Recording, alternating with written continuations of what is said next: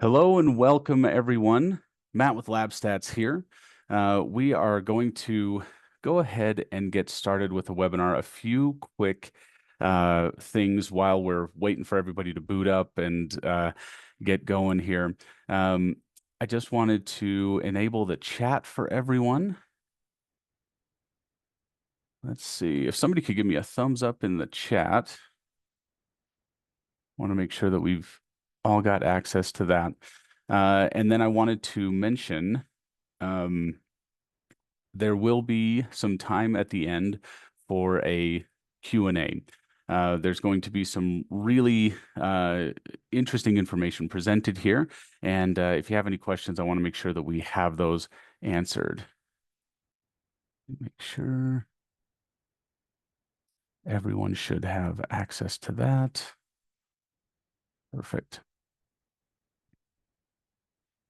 Perfect. Well, thank you for joining us, everybody. Appreciate you being here.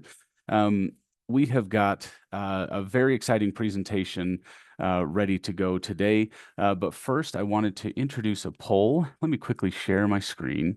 And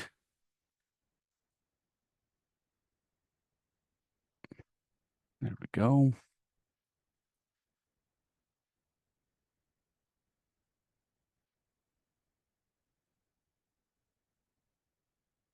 Perfect. So what I wanted to ask is, do you currently have lab stats on campus? Let me introduce that poll. I know I can do this from here. Give me just a moment.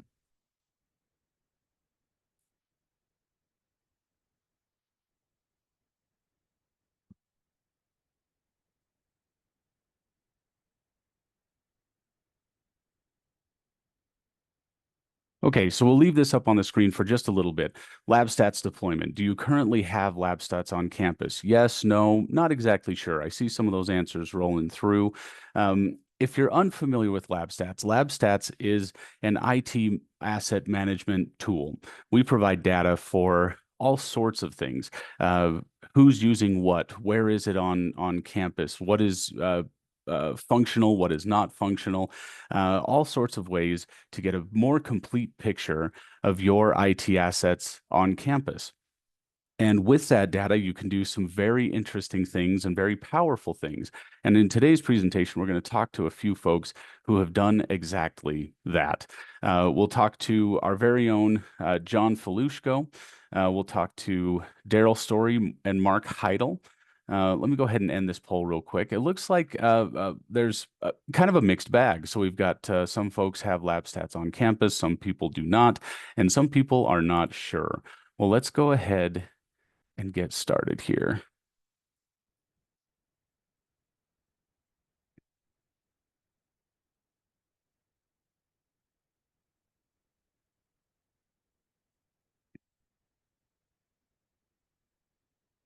So, like I said, we have got Dale Story, Associate Dean of Research at the University of Regina, Mark Heidel, Director of IT Infrastructure, and our very own John Falushko.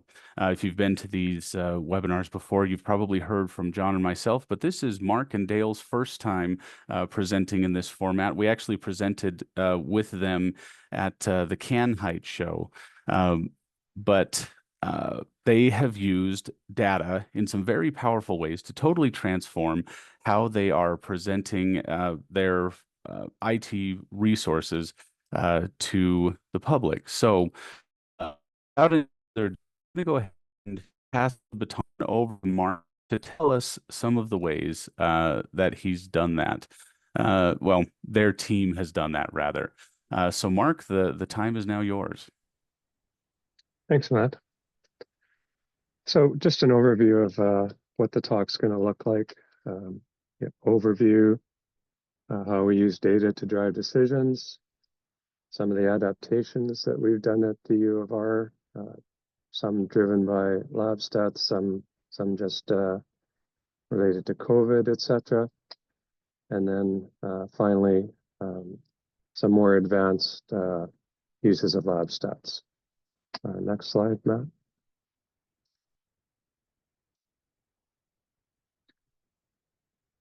So I'm not going to read through all this. I'll give you a 10 seconds to read through it on your own. So just to give you a bit of a background on where we come from. So Dale represents the academic side, and I'm the IT side of the campus. And Dale and I work together fairly closely in that my group supports the lab computers in the library area in terms of imaging and software provisioning, etc. Next slide.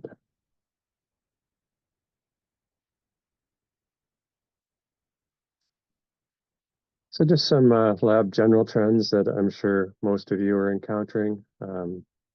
So at the University of Regina, we've seen declining use due to students having their own laptops and printers. We've seen an increased demand for hybrid classes that need remote access to software, although that's at our campus, that's declined rapidly with COVID fading away. So still some hybrid classes, but our campus has decided that our primary delivery method is in person. We have a desire of students to work from home on assignments. And we found that students with lower incomes or an unsuitable home work environment, so they may not have a quiet place to work where they can concentrate. We find that those students are more likely to use and benefit from computer labs.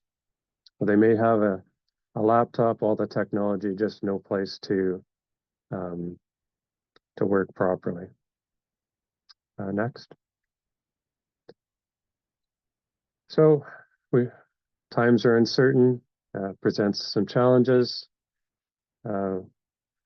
We've certainly had some budget cuts.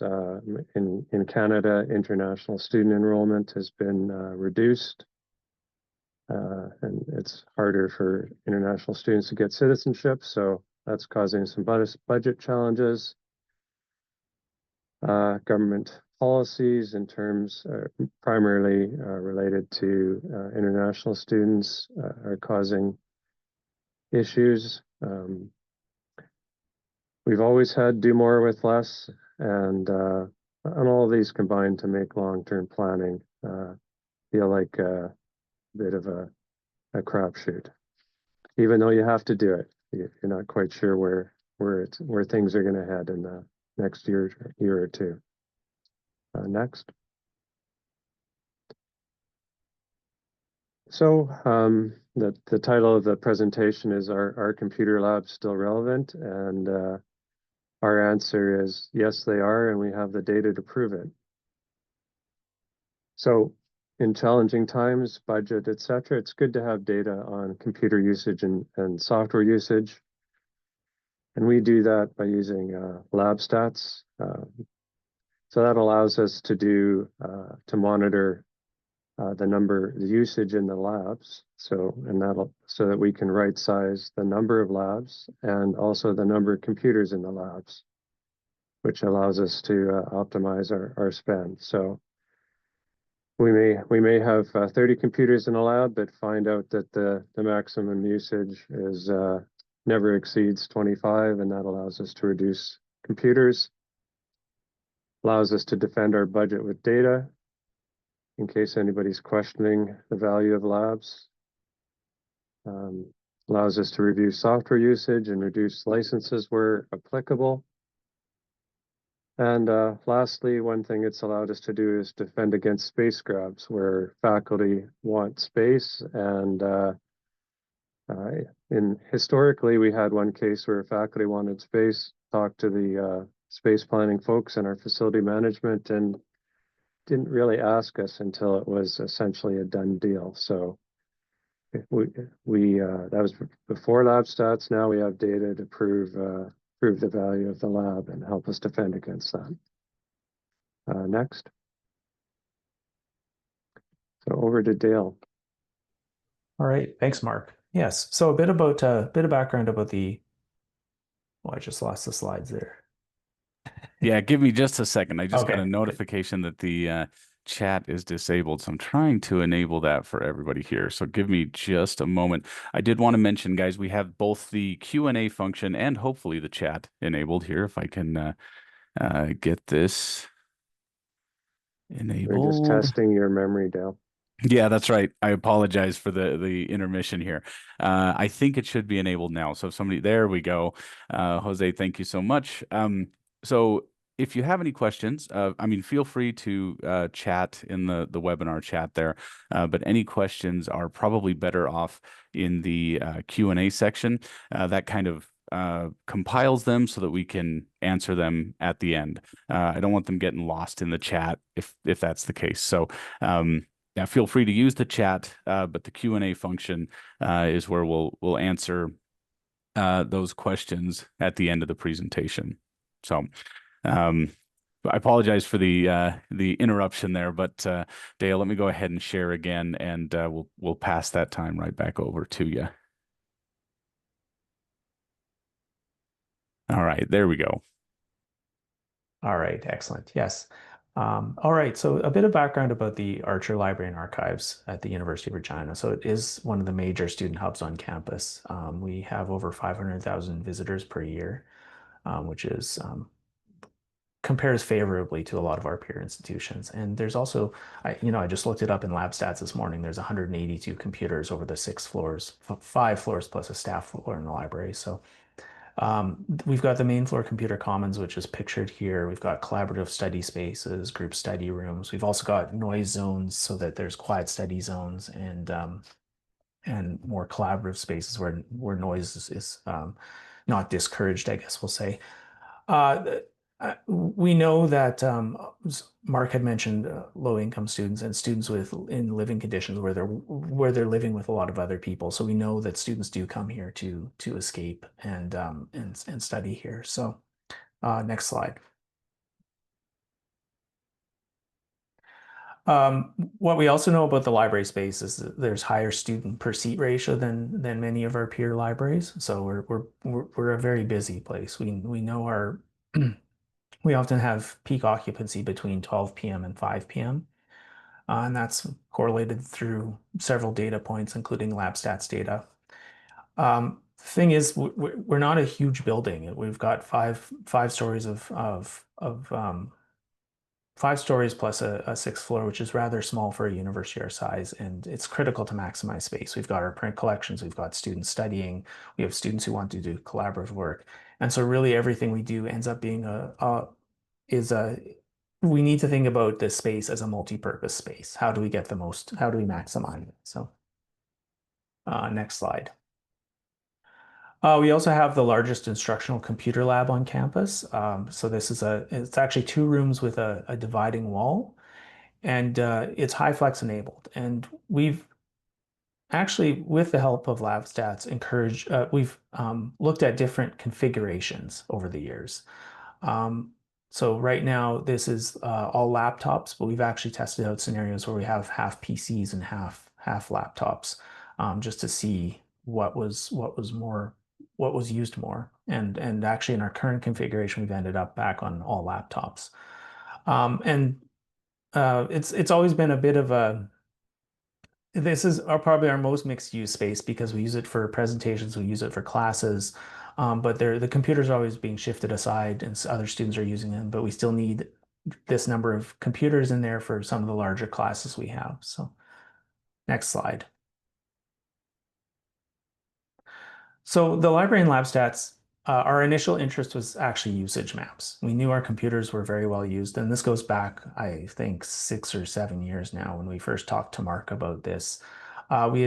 We had noticed on other library sites they had kind of homegrown solutions to present their computer usage in nice maps, and Mark had come across LabStats and suggested it to us, and so it was a perfect fit for that. It provided exactly what we wanted in terms of showing students where the free computers were in the library and easily putting it on our website. And that's still certainly a use we have, but we've actually found a lot more utility for it in other ways. Next slide. And that's where LabStats reporting came in to monitor usage trends. So thinking back 2018, it was a completely different world. We've been through the pandemic. We've seen our internal space use change quite a bit, actually. Certainly the trend we see is students pushing aside keyboards and using the computer desk for their laptop, and that's in our main lab space there. Um, so when it came time to refresh that space a few years back, we looked at LabStats data quite a bit to determine exactly how much these computers are being used compared to students just using their own computers in that space. And we came to the ultimately came to the solution that we could reduce the computers by about 30%. And what we did instead was introduce monitor-only stations, so people bringing their laptops could plug in their own computers and use those there. The monitor-only stations, they connect via USB-C. They actually took longer to catch on than I expected, but once they did catch on, they're quite used quite a bit now.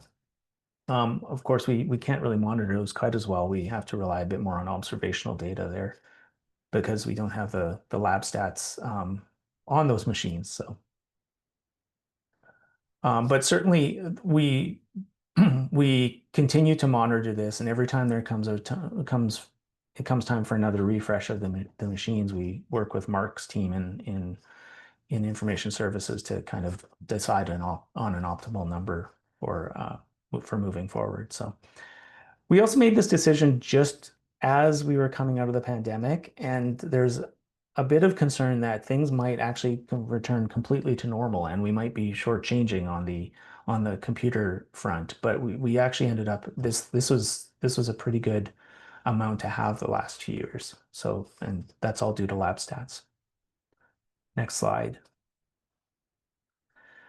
The instructional labs, I referenced this already. We've gone with different types of configurations, micro PCs versus laptops. Lab stats reporting again showed that laptops had the edge on usage over micro PCs.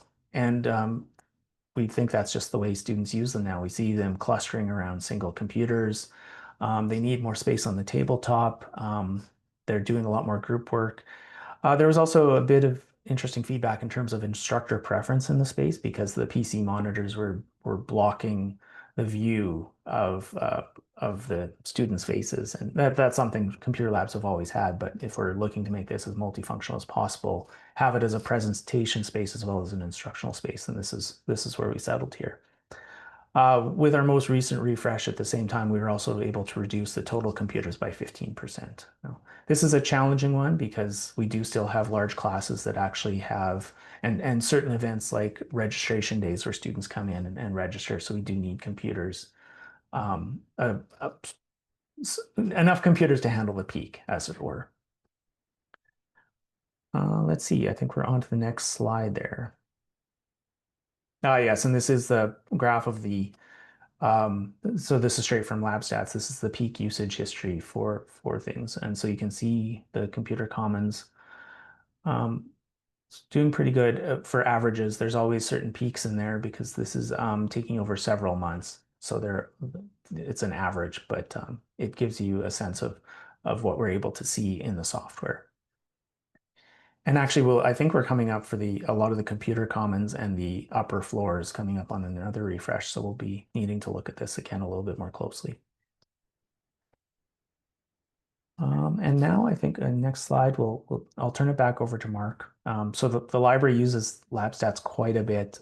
It really informs a lot of our decision making, and it certainly we work closely with Mark's team to kind of decide on optimal numbers and configurations as we move forward. Back to you, Mark. Thanks, Dale. So some trends at the U of R with labs, declining overall use, but they're still booked regularly for labs and events like registration nights, computer camps in the summer, where high school or elementary students are brought in for camps during the summer months. But we have reduced the number of labs. We find a lot of instructors and students still prefer in-person labs. They can see all the students. The students, if they're having problems, can ask the student beside them for help rather than trying to wait for the instructor to have time to have a look at their problem. You know, just the personal touch is also a factor. We do use AWS AppStream to allow some large lab sessions that are bigger than our largest physical lab, and also to support some hybrid labs. And the Faculty Business Administration is using it for academic integrity reasons, exam efficiencies, and including mini labs in classes without a formal lab. Next slide. So the business faculty's got some interesting uses. So they've always had a large computer lab for their primarily their first year classes, where they're teaching the Microsoft Office suite, just because that figures so much in a lot of their professions. Excel for the finance people, and you know, PowerPoint, et cetera, et cetera. So they want to make sure they're high-end users of those products. They've always had that lab. During COVID, the instructors liked the use of online exams in the learning management system for efficiency of grading, et cetera. But I'm sure most of you also had this problem. Academic integrity was a major challenge, even with proctoring software. So, you know, if you Google how to get around proctoring software, usually on the first page, you'll find some handy tips that may take a bit of effort, but aren't that hard to implement to facilitate cheating on exams. And even if students aren't doing that, and they are a little obvious, you know, their eyes keep looking up the whole exam, and the proctoring software perhaps flags that, or the instructor notices it.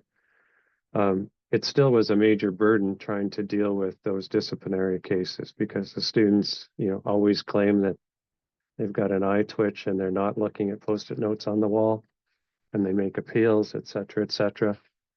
So just easier to avoid that. And the last use case was that they had some senior classes that they didn't have enough to do a dedicated lab to go with the class, but they wanted to provide some hands-on practical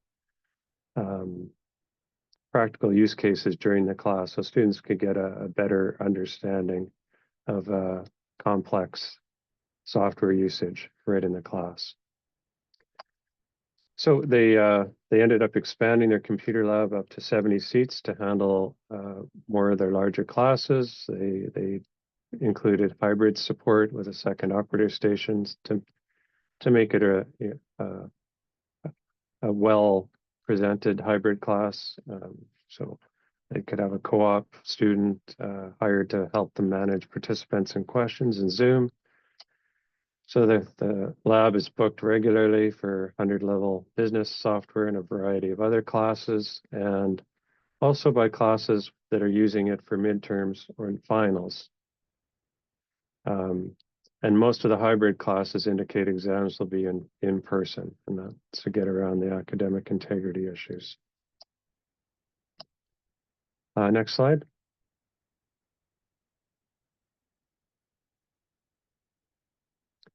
Over to John.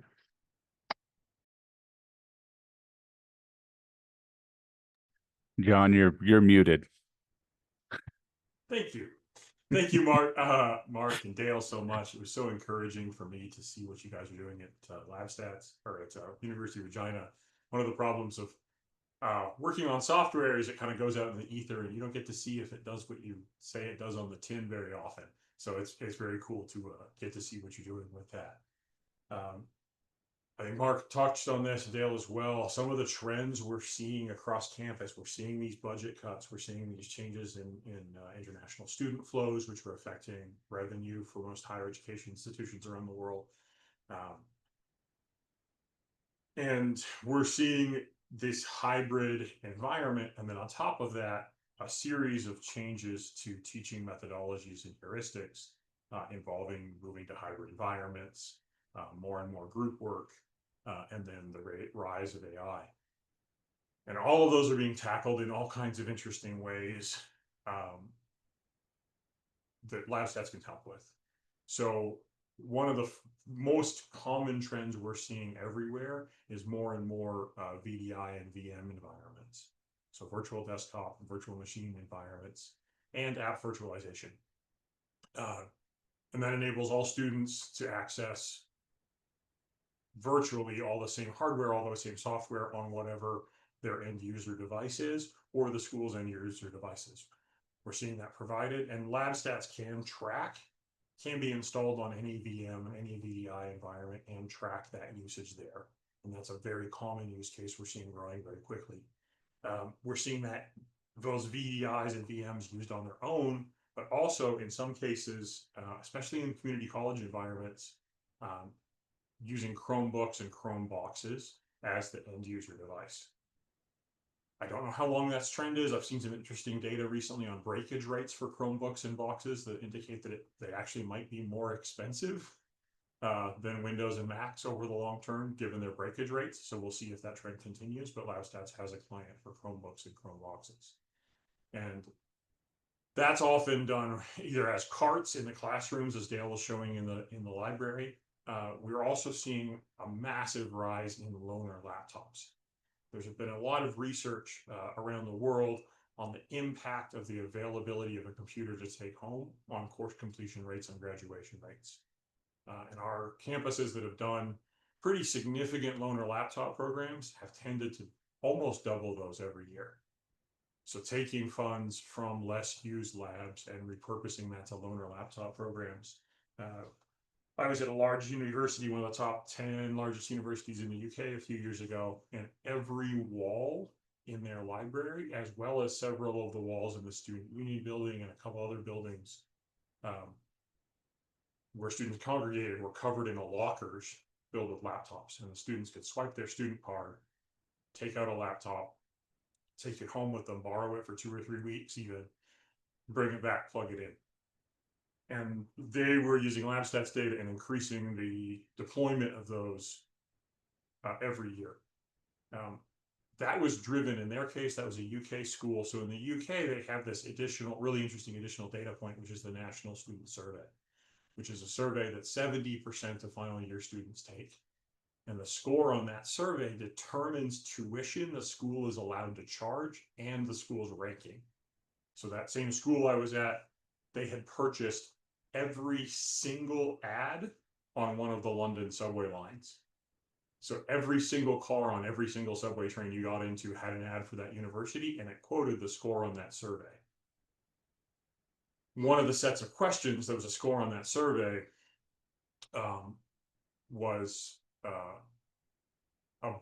there's a series of questions about whether your school has the university has the IT resources you need to complete your courses and completely graduate. And so there's a direct financial link between students' perception of the availability of IT resources on campus and the tuition the school was allowed to charge, and how many foreign students were attracted to their school based on their ranking. So there were multiple financial impacts of not having students perceive that well. I understand in North America, we don't have that direct of a link, but you still have outcomes driven by students' access to technology, including things we care a lot about, like course completion rates and graduation rates. Staff and faculty computers also get LabStats installed on them in very many instances. We are finding with public four-year institutions in North America, something close to 3 computers deployed per staff and faculty member on average, and about 85 to 90% of the usage occurring on only one of those 3 machines. So there tends to be a lot of waste in staff and faculty computing. I think everybody who's worked in IT has the story of going to clear out the retiring professor's office and finding this stack of unopened laptop boxes sitting in a closet or under a desk. I think some of the Canadians were telling me stories about instructors buying or ordering computers just before they retired and taking them with them when they left. And maybe those computers ending up in other people's hands. There's also stuff like grant computers. They get bought on a grant and then they just sit somewhere. And even if they're paid for, right, we like to say there's no such thing as a free computer, there's no such thing as free software. Somebody has to maintain it. Somebody has to update it. Somebody has to make sure it's secure. If it's not, there's an issue. And then one of the ways we help you kind of find, LabStats helps people find that, is combining the data with, like I said, student survey data, but also financial data, student management service data, can be combined with LabStats data to produce very powerful results. Next slide, please. Here's an example of LabStats data being combined with, in this case, synthetic, but relevant student management system data. And it shows that there's a relationship between computer use minutes in your vertical axis and GPA on the horizontal axis. And that dotted line represents the trend. We have found with several institutions we've done this with, that as use of public computers goes up, grades go up, but not for everyone. The effect is much stronger on Pell Grant in the US are students who need federal financial aid, lower economic status, and therefore federal student aid. The effect is stronger with people who need federal student aid than it is for people with the median income for that population. The same thing is true for, in some cases, we found for first generation students and for students from different disadvantaged backgrounds.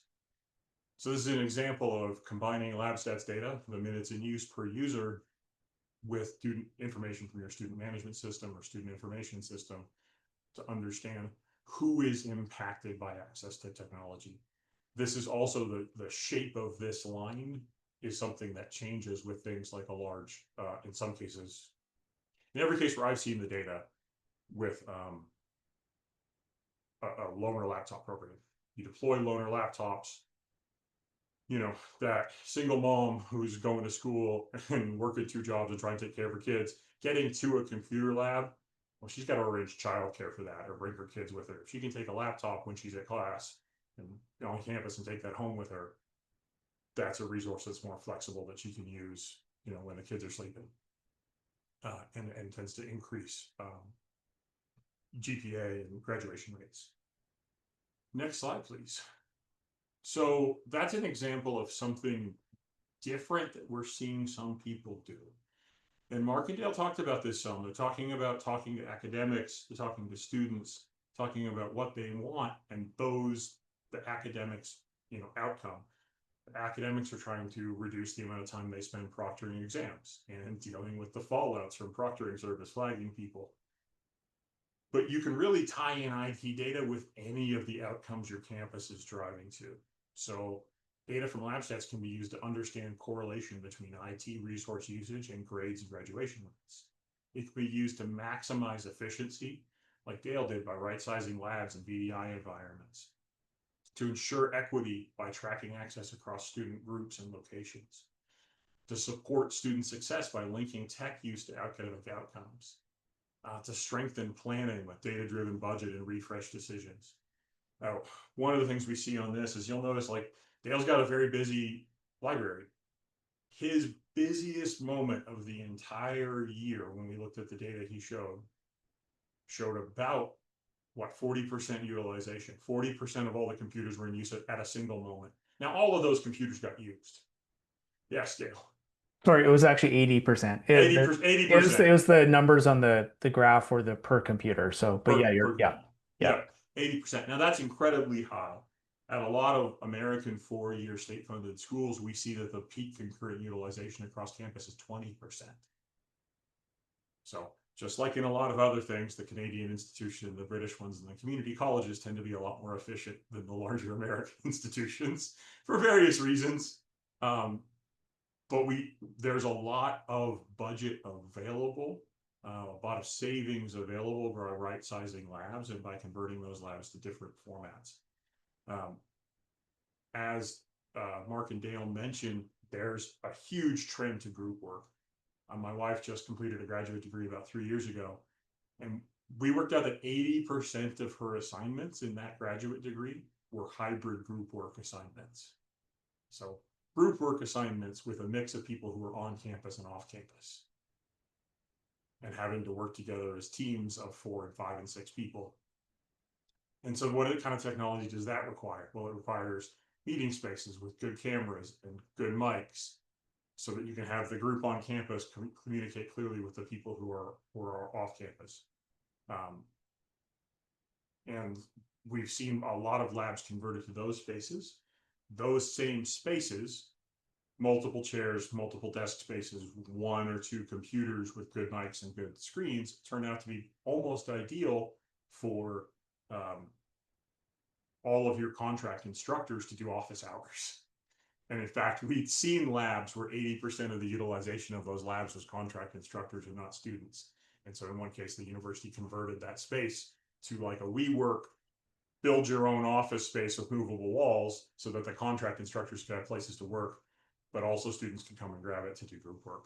And they ended up getting far more individual users in that space with about 15% of the number of computers. So they cut their computers in that space by like 85% and had more and more effective usage in that space.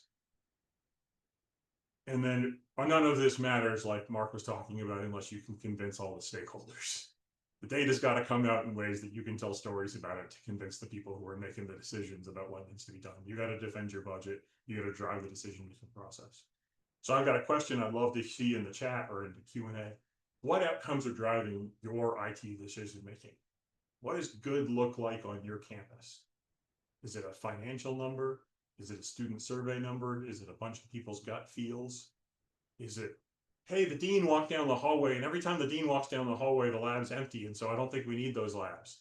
And that's what's driving decisions. You know, what's going on your campus? What outcomes? And we really like to help people when they come to look at our data, say, okay, great. What are the goals you're trying to achieve? What's good look for you? And then let's look and find the data that, okay, what questions do you need to answer to achieve those goals, make those decisions, and then work backwards to the data. Data is like every other power tool. It's incredibly useful and incredibly dangerous simultaneously. And so if you go into it, dig into it without understanding the goals you're trying to achieve, you can make bad decisions, or it can be used to make scary decisions. And we've seen people avoid getting data on campus because they're afraid leadership is going to make decisions with it that'll hurt students. And that can be avoided by understanding the outcomes you're trying to achieve and what good looks like for the students, for the people you care about, before you get into the data. Annie. Yeah, so this question here, what outcomes are driving your IT decision making? This is just an open-ended question. So put it in the chat if you have any thoughts on this. You know, one thing that I love about what we're talking about here, John, it's something you and I have talked about before, but it's IT asset management for what? Like, what's the point? Like the thing that I like about here is we're connecting the dots between the work that IT teams are doing and the outcomes that we're trying to do, rather than work for work's sake or managing IT assets for the sake of managing them. We are connecting the dots between IT asset management and stewardship and outcomes. As a former low-income student, that's something that certainly resonates with me. When I went to school, I relied heavily on, exclusively, in fact, on public computing resources, and this was in the mid 2000s. You know, so it's when computing was essential. Like, it was something, you know, most of my classmates had laptops. Most of my classmates had resources that I didn't have. And it was good to know that the folks at Idaho State University, where I went to school, were hopefully looking out for guys like me. Certainly Dale and Mark, it sounds like that's IT asset management for people, IT asset management for graduation rates, IT asset management for student success, whatever those metrics are. I love that we're connecting those dots. So thank you for that, John. And Yeah, of course, I Dale have and Mark. one other story.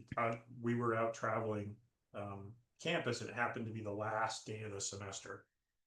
Pacific Northwest, urban school, pouring rain, nasty outside, dark at 4 o'clock as it gets in the Pacific Northwest. And there were students standing in a line out in the rain. And we're like, what are they standing for? And we kind of traced the layout into its head, and they were standing to get into the library computer lab, which was the only computer lab that had windows on onto the main street. And so it was the one that all the students knew about. And I started talking to the people in line. What are you doing here? Oh, I need to send this paperwork to get registered for next year. I need to get this financial aid thing in. I got a final assignment that I got an extension on that I need to get sent in. I need to print this document off. It was like all of these like critically essential tasks. There's no other reason to be standing in a line in the rain on the last day of the semester. And the library computer lab was completely full. Literally across the street to the next building down and down a flight of stairs in the basement, there were 200 empty computers. But the people at the help desk in the library didn't have access to lab stats, and so they couldn't look it up and see. And they didn't have one of the lab maps like Dale had put up there. So nobody knew that there were 200 empty computers sitting in a lab across the street that all the people in line could get into. So just having the information in the right people's hands at the right times can change outcomes for people. There were people standing in that line who were not going to get their stuff down before the semester ended because they were standing in that line. And the resources existed and were on campus. So that's the kind of like very simple, okay, what are the choke points in the system? Where are people missing access to resources that you could fix by gathering the right data and displaying it to the right people at the right time? Next slide. So what are we going to do to help you? We understand that you, as university IT professionals, are time challenged and staffing challenged and analytical, especially getting in that headspace and quiet time to sit down and do hard analytic work could be very challenging. So we are delivering over, starting in August and over the course of the rest of the year, 20 new automated insights that will be delivered to your inbox and email and will be on the front page of the product. And they'll answer questions like what spaces are underutilized, what lab hours should we change, what software is underused or overbought, what hardware needs to be replaced, what hardware is never and rarely used, what's your most underutilized expensive software. And then really simple, there's really simple stuff in here too, like, hey, what computers haven't been logged into in 7, 30, 90, 365 days? What computers haven't been turned on in those time periods? We routinely get on campuses where we find computers are on the books and in inventory and haven't been powered on in 365 days. In some cases, a double-digit percentage of all the computers on campus haven't been powered on in 365 days. So automated reports to help you learn about that, find that quickly, get those lists and quickly make decisions on them. And all these will be configurable to your use cases at your rhythm, and every user can set them for different groups of computers. So if you have a user that's responsible for 5 labs, they can get these reports about their 5 labs. You got a user who's responsible for an academic department, they can get it about their academic department. So those reports will start shipping in August. And then, yeah, if you, as you see those, as you're sitting here, you have questions you'd like automatically answered, we're always available to listen to those. Like I said, there's 20, we have a budget to build 20 of these this year. Not all of those are 100% defined. So if there's information you really want to know, really want to get in an automated fashion, reach out to me, john@labstats.com, and let me know or drop it in the chat here, and we'll put it on the list, and I'll probably reach out to you for more details. Thank you. I think that's it for me. Well, final thoughts. So uncertainty is the new normal. With this combination of tariffs and trade wars and rise of AI and global conflict and all the stuff that's coming down the pipe, uncertainty is the new normal. Who would like to predict what a computer will cost in 2027 right now? Land it on your dock, right? No, nobody, right? So uncertainty is the new normal. The more data you have about what's needed, the smarter decisions you can make about what to buy and what to deploy and where to place it. Use data to guide your decisions, as Mark pointed out. It can really make a difference in defending your decisions and your budget and your people from everything else. I've seen a couple of people mention what Mark's mentioned about needing computer labs specifically for exams. There's an article in Chronicle of Higher Education out this week that recommends going back to handwritten exams and blue books, and they've already started doing that. That obviously has some issues for people with learning disabilities and just for students who just, have you seen students' handwriting recently? I went to my daughter's school last year and marked a bunch of papers for the teacher, and I was challenged, to say the least, by the quality of students' handwriting. So I'm expecting to see isolated, sort of skiffed off, or the ability to shut off connection to a group of labs and run the exams locally on those machines to reduce the opportunities for cheating. And I'm expecting to see that rise. And then protect your staff by trimming waste. If you're wasting less money on hardware and software and maintaining spaces that don't need, at a high enough level, those resources are fungible and you can use them to protect your staff, keep your folks paying market rates. Because hiring new people is getting harder and harder and harder all the time. And then, as we like to remind everybody, smarter beats harder every single time. Work smarter. Let us help you work smarter. We are available. When you buy Lab Stats, we're available as your consultants. Reach out to us and let us know how we can help you answer questions, gather data, get it in the format you need, combine it with other sources.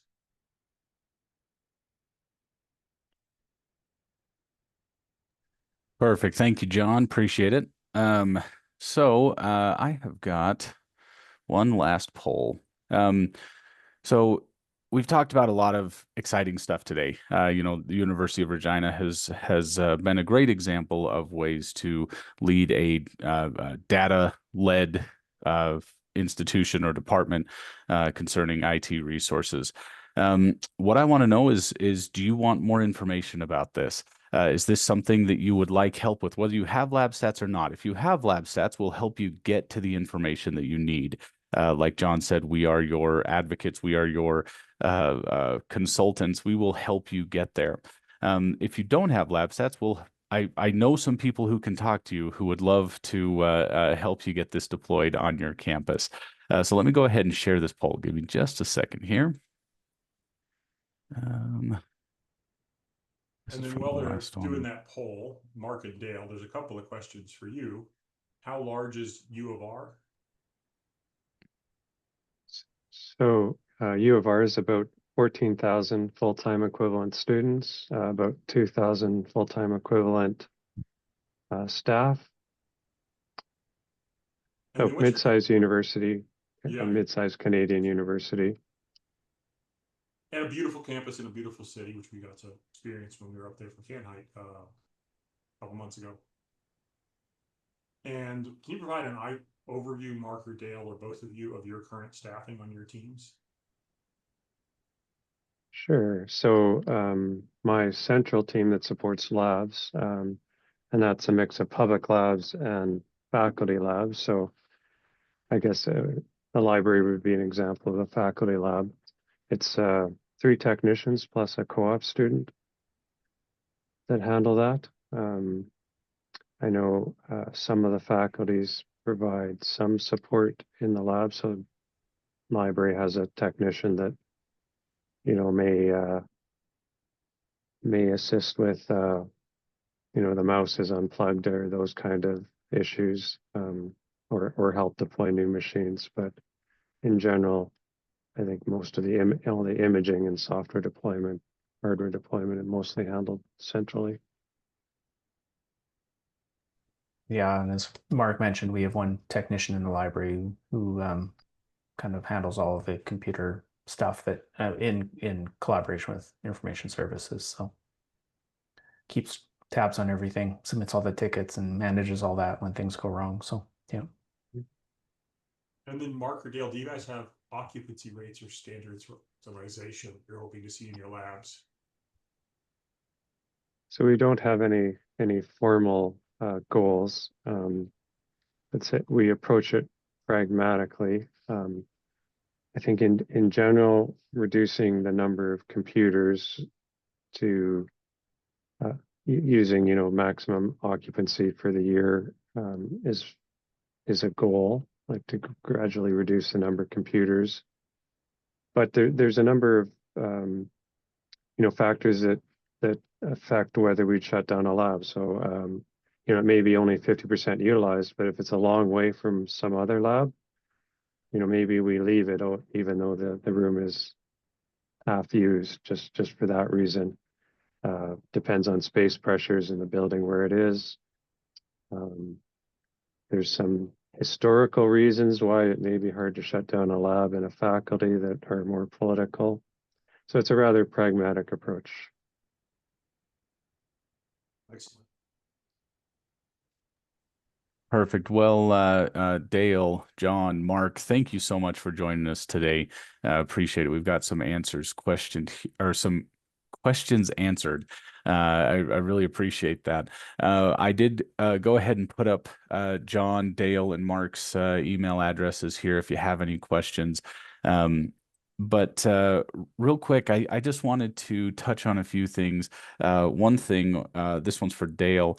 The laptops that you changed to I'm just curious. I guess I just want some clarification. Are those stationary?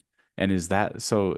Because I'm a little confused by that. I mean, I understand some of the things you were talking about, seeing the students' faces, but I'm surprised to see that that was the preferred option. Yeah, there's a history behind that space where it was meant to be, I think, striving for multi-purpose, and Mark would probably have been involved in the original discussions because the laptops, like we've experimented with different configurations, but that's the way the room started as well. Um, I think there was a requirement, I mean, that we have those computers accessible after hours. That was one of the original requirements. So a laptop cart was kind of out of the question, but they still wanted the room to be flexible enough to be um, so that it could be adjusted for other purposes. So yeah, I think it's something to pay attention to, especially as if the overall rates in the lab decline, or in not in the lab, but in the computer commons. Yeah, it's hard to say whether we might not be better served by a cart now. But that's certainly where we've gone with now. And I mean, they do get used. The utilization in those labs, the two labs with the laptops isn't as high as the computer commons at all. But they do get used. So so their primary purpose is for when there's large classes in there too. So it's just yeah, they're for when we need when we need laptops in there. So. Sure. No, Mark, just I like it's just it's a bit of a strange setup. So you probably have thoughts on it too. So Well, I mean, to provide flexibility, you really need the lab cart sort of model to be able to track them and make sure they don't walk out the door, etc. So, I mean, they ended up being stationary, I guess, so that they can be locked down, for example. And the preference is just for laptops because, as Dale mentioned, you don't have a monitor blocking people. It's a little easier for students to shut the laptop lids and use it as a group workstation. sure. I could certainly see that. That's a trend or something that I really haven't thought about with my own children who are in public school. Most of their work is done on Chromebooks. Now, I'm working in tech. I have all sorts of tech at home, and I find that they gravitate towards those laptops that are mobile, even though they don't leave, the study, right? We have a high-powered PC right next to a laptop, and 8 times out of 10, my kids grab the laptop. So not really surprised to see that, but kind of interesting to see in a data, with data behind it. So I appreciate the insights. Well, folks, we've got just a few minutes left. Are there any other questions for Dale, Mark, John, myself, anything that we can answer? Put them in the chat, put them in the Q&A. At this point, we can get to all of them. I'm just going to go ahead and double check, make sure we've answered everything here. And I believe we have. Perfect. Okay, well, on behalf of everybody here at LabStats, I just want to express an earnest and genuine thank you to Mark and Dale for joining us today. Truly remarkable insights, powerful stuff. We appreciate you being willing to share that with us today. So thank you for presenting. And I think that should do it, folks. So keep an eye on your inboxes. A recording for this will be sent out shortly after, as soon as we get everything processed. And so you'll have this as a resource. And then, like I said, if you have any questions on what they have done or how you can do it on your campus, please feel free to reach out. Those of you who checked yes on that question earlier, we'll be reaching out to you. So until next time, guys, thank you for being here, and we'll see you next time, okay? Thank you. Have a good day, everybody. Thank you. Thank you.